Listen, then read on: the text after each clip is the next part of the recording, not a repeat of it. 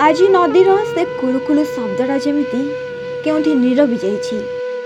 आज नदी पानीर से असुमारी सुओ भितरे जेमिति खोजी बुलुछि से निरीह चेहराटाकू। ए किछि समय आगरु नदीर पानी रे गाधोई केते मजा करुथिला से।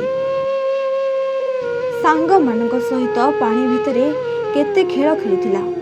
हेले नदी आज ता उपरे एमिति कोन पाई रागी गला के जानी। देखु देखु से निरीह ओठरू हसटाकू सते जेमिति से के आड़े दूरे देला। केते बा बयस हेतिला से पुओकू। एबे तो कॉलेज जीवाको आरंभ करिथिला से।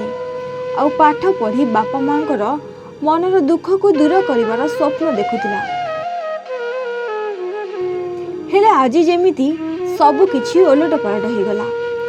काली जेउ पुओ परिवार आखिरु लुह पोछि देबाको कथा देउथिला, आज से पुओटा सबुदिन पई समस्तक आखि सामने केउआड़े दूरे गला। आउ समस्तक आखिरे लुह देई आज केउ अजण दुनिया को चली गला। आज तार जीवा परे ए नदी पठाटा भी जेमिति संपूर्ण नीरवी जाइछि। आउ ताकू देखिले लागुछि सते से जेमिति तार केउ आपणार लोक को आज हरई देछि। हाँ आज्ञा, नदी रे गाधेइबा हैला काल। नदी रे गाधेइबा बेले सालेपुर कॉलेज रो युक्त 2 छात्र बुड़ी जाइथिया बेले तांकर मृत्यु घटिथिबा सूचना मिलिछि।